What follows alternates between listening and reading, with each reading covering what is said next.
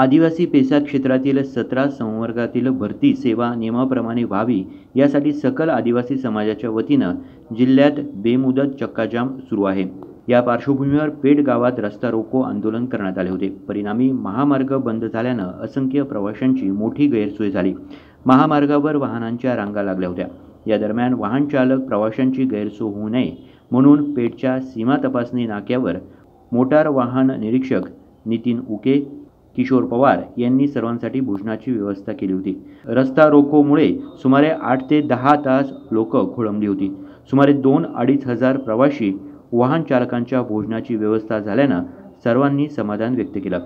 तसेच अनेक महिला वृद्ध प्रवाशांना गावातील वाहनांच्या मदतीनं नाशिकला सुखरूप पोहोचून देण्यात आले।